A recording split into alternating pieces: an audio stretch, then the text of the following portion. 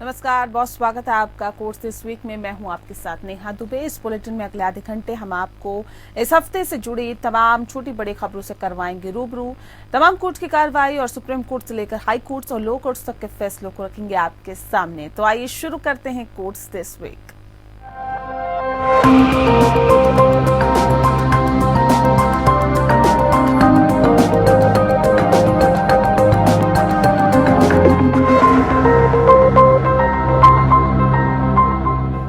Supreme court में 5 जजों की नियुक्ति हो गई है। सीजेआई डीवाई चंद्रचूड़ ने सोमवार सुबह 5 जजों को सुप्रीम कोर्ट के न्यायाधीश के रूप में शपथ दिलाई।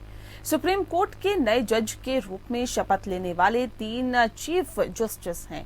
ये हैं जस्टिस पंकज मित्तल, जस्टिस संजय करोल और जस्टिस पीवी संजय कुमार। इसके अलावा 2 जस्टिस एहसानुद्दीन अमानुल्लाह, जस्टिस मनोज मिश्रा का नाम भी शामिल है। 5 जजों के शपथ ग्रहण के साथ ही सुप्रीम कोर्ट में अब जजों की संख्या 32 हो गई है।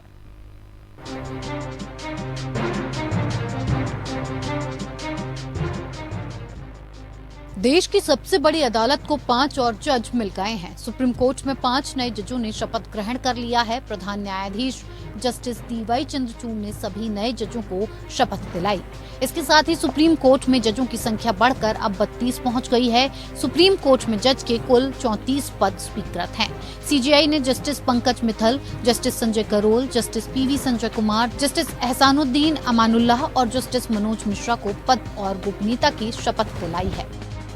I, Sanjay Karol, having been appointed a judge of the Supreme Court of India, that I will bear true faith and allegiance to the Constitution of India as by law established. I, Puligoru Venkata Sanjay Kumar, having been appointed a judge of the Supreme Court of India, that I will bear true faith and allegiance to the Constitution of India as by law established, that I will duly and faithfully and to the best of my ability, knowledge and judgment perform the duties of my office without fear or favor, affection or ill will.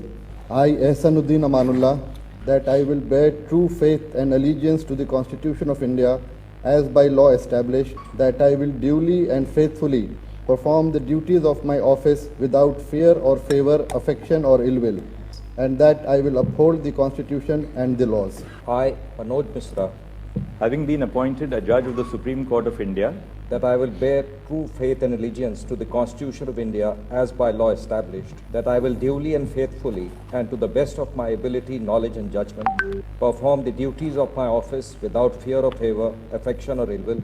गौरतलब है कि supreme court collegium ने पिछले साल दिसंबर महीने में जज के लिए इन 5 नामों की सिफारिश की थी, जिसे केंद्र सरकार ने अब जाकर स्वीकृति दे दी थी। सुप्रीम कोर्ट कॉलेजियम ने 31 जनवरी को सर्वोच्च न्यायालय में न्यायाधीश के पद पर पदोन्नति के लिए 2 और जजों के नाम की सिफारिश की है। 5 जजों के शपथ ग्रहण के साथ ही सुप्रीम कोर्ट में जजों की संख्या 34 स्वीकृत पदों की तुलना में अब 32 पहुंच गई है। हालांकि सुप्रीम कोर्ट में जज के रिक्त पद इस साल अभी बढ़ेंगे। अब सुप्रीम कोर्ट में केवल 2 रिक्तियां रह गई हैं। और यदि एससी कॉलेजियम का 31 जनवरी को इलाहाबाद हाईकोर्ट के मुख्य न्यायाधीश राजेश बिंदल और गुजरात हाईकोर्ट के मुख्य न्यायाधीश अरविंद कुमार को एससी न्यायाधीशों के रूप में पदोन्नत करने का प्रस्ताव राष्ट्रपति द्वारा स्वीकार कर लिया जाता है, तो शेष 2 रिक्तियों को भी आने वाले दिनों में भरा जा सकता है। इस साल 9 न्यायाधीश रिटायर होने हैं। इस साल जनवरी महीने में ही जस्टिस अब्दुल नजीर रिटायर हो चुके हैं। मई में जस्टिस एमआर शाह रिटायर होंगे। Justice KM Joseph, Ajay Rastogi और वी रामासुब्रमण्यम जून महीने में रिटायर होंगे। जस्टिस कृष्ण मुरारी जुलाई में रिटायर होंगे, तो वहीं जस्टिस रविंद्र भट्ट अक्टूबर और जस्टिस संजय किशन कौल दिसंबर महीने में रिटायर होंगे। जस्टिस डीवाई चंद्रचूड़ का सीजेआई के रूप में कार्यकाल नवंबर 2024 तक है। नवंबर 2024 तक के अपने कार्यकाल में जस्टिस डीवाई चंद्रचूड़ को 19 न्यायिक नियुक्तियां करनी होंगी। कॉलेजियम की ओर से भेजी गई सिफारिश पर केंद्र सरकार की ओर से देरी को लेकर सुप्रीम कोर्ट ने सख्त रुख दिखाया था और उसके बाद केंद्र सरकार ने सभी 5 नामों को मंजूरी दे दी और अब सुप्रीम कोर्ट में जजों की संख्या 32 तक पहुंच गई है। Bureau report APN news. वहीं जामिया हिंसा मामले में साकेत कोर्ट ने 11 आरोपियों की रिहाई का आदेश दिया है। कोर्ट ने कहा है कि पुलिस ने इन्हें बलि का बकरा बनाया है। सरकार के खिलाफ आवाज उठाना तेजतरो नहीं है।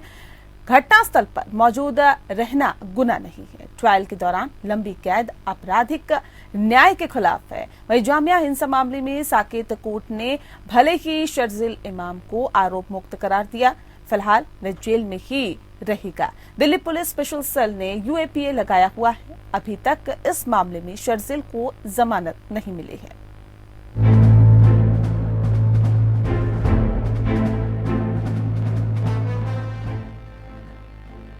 जामिया हिंसा के आरोपियों को राहत मिली है। दिल्ली की एक अदालत ने दिल्ली में 2019 के जामिया हिंसा मामले में शर्जील इमाम, सपूरा जरगर, आसिफ इकबाल तन्हा और 8 अन्य को डिस्चार्ज करते हुए कहा कि पुलिस वास्तविक अपराधियों को पकड़ने में असमर्थ रही और निश्चित रूप से उन्हें बलि का बकरा बनाया गया। अतिरिक्त सत्र न्यायाधीश अरुल वर्मा ने गलत तरीके से चार्जशीट दायर करने के लिए अभियोजन पक्ष की खिंचाई करते हुए कहा कि पुलिस ने विरोध करने वाली भीड़ में से कुछ लोगों को आरोपी और अन्य को पुलिस गवाह के रूप में पेश करने के लिए मनमाने ढंग से चुना है। अदालत ने कहा कि यह चेरी पिकिंग निष्पक्षता के सिद्धांत के लिए हानिकारक है। अदालत ने देखा कि बिना किसी प्रत्यक्ष कृत्य के सिर्फ विरोध प्रदर्शन की जगह पर उपस्थिति रहने से उन्हें आरोपी के रूप में नहीं माना जा सकता। न्यायाधीश ने कहा कि अभियोजन पक्ष ने उनके खिलाफ लापरवाही से काम लिया। कोर्ट ने कहा कि ऐसे व्यक्तियों को लंबे समय तक चलने वाले मुकदमे की कठोरता से गुजरने देना हमारे देश की आपराधिक न्याय प्रणाली के लिए अच्छा नहीं है। अदालत ने कहा, जांच एजेंसियों के लिए असहमति और बगावत के बीच के अंतर समझना आवश्यक है। बगावत को खत्म करना चाहिए, असहमति को स्थान दिया जाना चाहिए, एक मंच देना चाहिए। इस प्रकार अदालत ने शर्जील इमाम, आसिफ इकबाल तन्हा, सपूरा जरगर, मोहम्मद अबूजर, उमेर अहमद, मोहम्मद शोएब, मोहम्मद अनवर, मोहम्मद कासिम, मोहम्मद बिलाल नदीम, शहजर रजा खान और चंदा यादव को आरोप मुक्त कर दिया। हालांकि कोर्ट ने मोहम्मद इलियास के खिलाफ आरोप तय किए। मामला दिसंबर 2019 में जामिया इस्लामिया यूनिवर्सिटी में हुई हिंसा की घटनाओं से जुड़ा हुआ है। हालांकि इमाम अभी भी 2020 के उत्तर पूर्वी दिल्ली दंगों के संबंध में दर्ज अन्य एफआईआर में हिरासत में है। इमाम तन्हा और सपूरा जरगर को स्पेशल सेल के मामले में आरोपी बनाया गया है, जिसमें 2020 के पूर्वोत्तर दिल्ली दंगों के पीछे बड़ी साजिश का आरोप लगाया गया। पुलिस ने 21 अप्रैल 2020 को मोहम्मद इलियास के खिलाफ चार्जशीट दायर की थी। इसके बाद 11 अन्य आरोपी व्यक्तियों के खिलाफ दूसरी सप्लीमेंट्री चार्जशीट दायर की गई थी, जिन्हें इस मामले में आरोप मुक्त कर दिया गया। आरोप पर दलीलें जारी रखने के दौरान हाल ही में 1 फरवरी 2023 को तीसरी सप्लीमेंट्री चार्जशीट भी दायर की गई थी। अभियोजन पक्ष ने यह स्थापित करने का प्रयास किया कि गवाहों ने कुछ तस्वीरों के आधार पर आरोपी व्यक्तियों की पहचान की थी। न्यायाधीश ने पाया कि दिल्ली पुलिस नए सबूत पेश करने में विफल रही और इसके बजाय एक और सप्लीमेंट्री चार्जशीट दायर करके आगे की जांच की आड़ में पुराने तथ्य पेश करने की कोशिश की। Bureau report. L Victoria Gauri की मद्रास हाईकोर्ट में जज पद पर नियुक्ति रद्द करने से सुप्रीम कोर्ट ने इनकार कर दिया। उनकी नियुक्ति के खिलाफ याचिका पर सुप्रीम कोर्ट सुनवाई में, आपको बता दें कि सुप्रीम कोर्ट में सुनवाई हुई। ये सुनवाई जस्टिस संजीव खन्ना और जस्टिस BR गवई की बेंच ने की है। मद्रास हाईकोर्ट के कुछ वकीलों ने अपनी अर्जी में कहा है कि विक्टोरिया इस पद के योग्य नहीं है, क्योंकि उन्होंने समुदाय विशेष पर आपत्तिजनक टिप्पणी की है और वे बीजेपी नेता भी है। अदालत ने कहा है कि कॉलेजियम ने सभी पहलुओं को ध्यान में रखकर नियुक्ति की सिफारिश की होगी।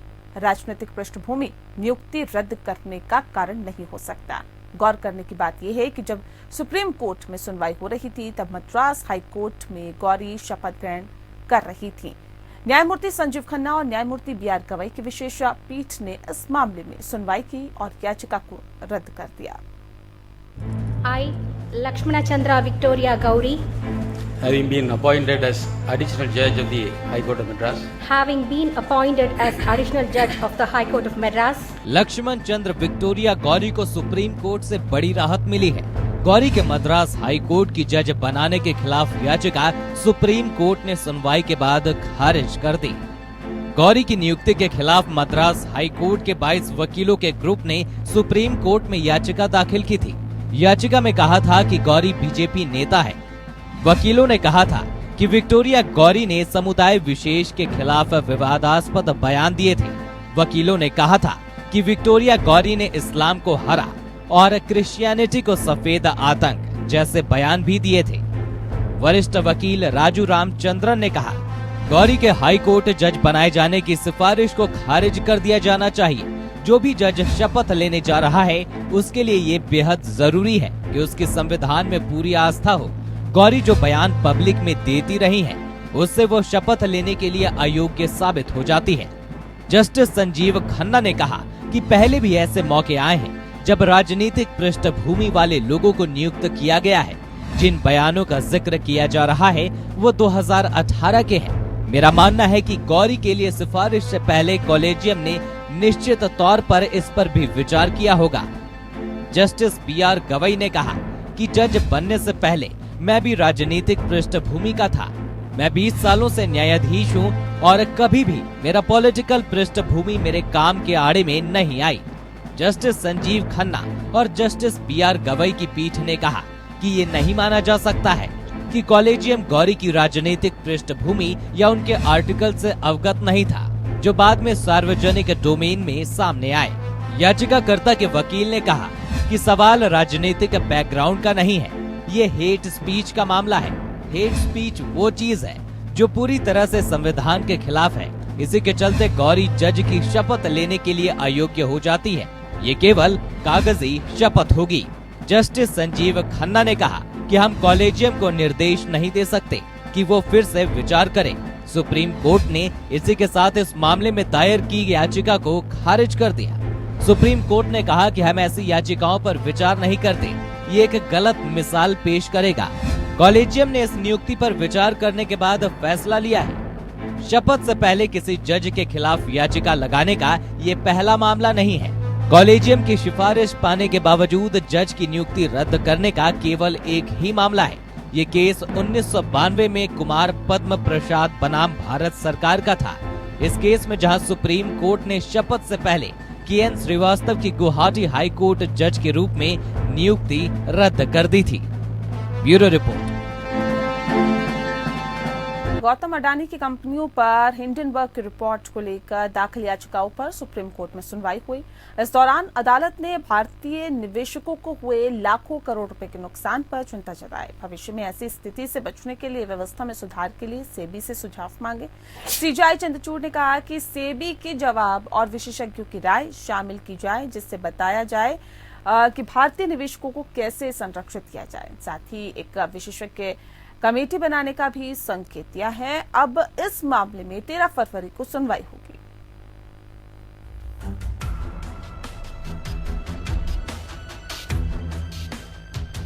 गौतम अडानी की कंपनियों पर हिंडनबर्ग रिपोर्ट को लेकर दाखिल याचिकाओं पर सुप्रीम कोर्ट में सुनवाई हुई। इस दौरान अदालत ने भारतीय निवेशकों को हुए लाखों करोड़ रुपए के नुकसान पर चिंता जताई। भविष्य में ऐसी स्थिति से बचने के लिए व्यवस्था में सुधार के लिए सेबी से सुझाव मांगे। सीजेआई चंद्रचूड़ ने कहा कि सेबी के जवाब और विशेषज्ञों की राय शामिल की जाए, जिससे बताया जाए कि भारतीय निवेशकों को कैसे संरक्षित किया जाए। साथ ही एक विशेषज्ञ कमेटी बनाने का भी संकेत दिया। अब इस मामले में 13 फरवरी को सुनवाई होगी। याचिकाकर्ता की तरफ से पेश वकील विशाल तिवारी ने कहा, मैं जांच कमेटी बनाने की मांग कर रहा हूं। इस पर सॉलिसिटर जनरल ने कहा, मैं सेबी के लिए पेश हुआ हूं। कोर्ट जो सवाल करेगी उसका जवाब दूंगा। इसके बाद सीजेआई ने कहा, हमारी चिंता ये है कि भारतीय निवेशकों के हित कैसे सुरक्षित रख सकते हैं। सीजेआई डीवाई चंद्रचूड़ ने कहा कि 3 से 4 मिनट में शॉर्ट सेल के जरिए काफी ट्रेड हो जाता है। रिपोर्ट्स के हिसाब से निवेशकों का लाखों करोड़ रुपए का नुकसान हुआ है। सीजेआई ने कहा कि हम कैसे सुनिश्चित करें कि भविष्य में ऐसी स्थिति से बचा जा सके। सॉलिसिटर जनरल ने कहा कि अभी तुरंत इस पर कुछ कहना सही नहीं होगा, लेकिन हम कोर्ट की चिंता से सहमत हैं। सीजेआई ने कहा कि आप सोमवार को बताइए कि मौजूदा व्यवस्था क्या है और इसमें कैसे सुधार हो सकता है। इस पर भी विचार करें कि क्या हम एक विशेषज्ञ कमेटी बना सकते हैं जिसमें जानकार लोग हों, कोई पूर्व जज भी हो। उन्होंने कहा कि सिर्फ धनी लोग निवेश नहीं करते, मध्यम वर्ग के लोग भी करते हैं। आप वित्त मंत्रालय, सेबी वगैरह से चर्चा कर हमें बताएं। कमेटी की बात हम तक पहुंचाने के लिए एमिकस क्यूरी की भी नियुक्ति कर सकते हैं। सीजेआई ने कहा, हम इस मामले में एक कमेटी गठित करने पर विचार कर सकते हैं जो ये देखे कि क्या इस मामले में कोई कानून बनाया जा सकता है। सीजेआई ने कहा, हमारा मत है कि सरकार के कार्यक्षेत्र में हस्तक्षेप नहीं चाहते हैं, इसलिए व्यापक नजरिए से देखने की जरूरत है। सीजेआई ने कहा कि हमने याचिकाओं के दायरे को बढ़ाया है। आप भी यही चाहते हैं कि निवेशकों का हित संरक्षित रहे और हम उसी दिशा में काम करेंगे। 13 फरवरी को आपके मामले पर भी सुनवाई की जाएगी। Bureau report. भारत में बीबीसी पर प्रतिबंध लगाने की मांग पर सुनवाई से सुप्रीम कोर्ट ने मना कर दिया। कोर्ट ने इस बारे में हिंदू सेना के अध्यक्ष विष्णु गुप्ता की तरफ से दाखिल याचिका खारिज कर दी। याचिका में 2002 के गुजरात दंगों पर बीबीसी की डॉक्यूमेंट्री को भारत को अस्थिर करने की साजिश बताया गया था और इस साजिश की राष्ट्रीय जांच एजेंसी से जांच की भी मांग की गई थी।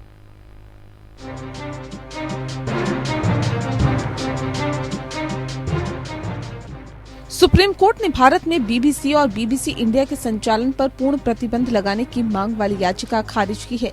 याचिका में एनआईए को निर्देश देने की भी मांग की गई थी कि वो भारत विरोधी और भारत सरकार विरोधी रिपोर्टिंग या डॉक्यूमेंट्री बनाने वाले पत्रकार सहित शॉर्ट फिल्म के खिलाफ जांच करे। दरअसल 2002 के गोधरा दंगों को लेकर प्रधानमंत्री मोदी पर बनी बीबीसी की डॉक्यूमेंट्री पर सरकार ने बैन लगा दिया। बैन के खिलाफ सुप्रीम कोर्ट में याचिका दायर की गई है। जस्टिस संजीव खन्ना और जस्टिस एम सुंदरेश की खंडपीठ ने याचिका को बिल्कुल गलत करार देते हुए खारिज कर दिया। याचिका हिंदू सेना की ओर से दायर की गई थी। इसमें हिंदू सेना ने भारत में ब्रिटिश ब्रॉडकास्टिंग कॉर्पोरेशन बीबीसी के कामकाज पर रोक लगाने और बीबीसी पर भारत में बैन लगाने की मांग की थी। हिंदू सेना की याचिका में कहा गया था कि बीबीसी द्वारा भारत की एकता और अखंडता तोड़ने की साजिश की जांच एनआईए द्वारा करवाई जानी चाहिए और भारत में बीबीसी पर बैन लगाया जाना चाहिए। वकील ने पीठ से अन्य याचिकाओं के साथ मामले को पोस्ट करने का अनुरोध किया जो documentary India the Modi question तक सार्वजनिक पहुंच को रोकने के केंद्र के आदेश को चुनौती देते हैं। हालांकि पीठ सहमत नहीं हुई और ये कहते हुए याचिका को खारिज कर दिया कि रिट याचिका पूरी तरह से गलत है, इसमें कोई दम नहीं है और इसे खारिज किया जाता है। याचिका में कहा गया था कि बीबीसी द्वारा भारत में व्याप्त शांति और राष्ट्रीय अखंडता को बाधित किया जा रहा है। बीबीसी द्वारा प्रकाशित विभिन्न न्यूज आर्टिकल्स का उल्लेख करते हुए यह आरोप लगाया गया है कि बीबीसी भारत विरोधी और भारत सरकार विरोधी प्रचार का काम कर रहा है। ये एसआईटी जांच का समर्थन करने वाले 2022 के सुप्रीम कोर्ट के फैसले पर निर्भर करता है, जिसने गुजरात दंगों में राज्य के अधिकारियों द्वारा बड़ी साजिश को खारिज कर दिया था। सुप्रीम कोर्ट ने केंद्र को बीबीसी वृत्तचित्र इंडिया द मोदी क्वेश्चन को ब्लॉक करने के अपने फैसले से संबंधित प्रासंगिक रिकॉर्ड पेश करने के लिए कहा है। इस मामले पर सुनवाई अब अप्रैल में होनी है। वरिष्ठ पत्रकार एन राम, टीएमसी सांसद महुआ मोइत्रा और एडवोकेट प्रशांत भूषण की ओर से वरिष्ठ वकील सीयू सिंह ने सुप्रीम कोर्ट को बताया कि ये एक ऐसा मामला है जहां सार्वजनिक डोमेन में आदेश दिए बिना आपातकालीन शक्तियां लागू की गई। उन्होंने बताया कि डॉक्यूमेंट्री के लिंक शेयर करने वाले ट्वीट ब्लॉक कर दिए गए। इस पर सुप्रीम कोर्ट ने कहा कि हम सरकार से इससे जुड़े आदेश की फाइल मांग रहे हैं और इसकी जांच करेंगे। Bureau report. और चलिए इसी के साथ फिलहाल इस बुलेटिन में इतना ही। मुझे दीजिए इजाजत। नमस्कार।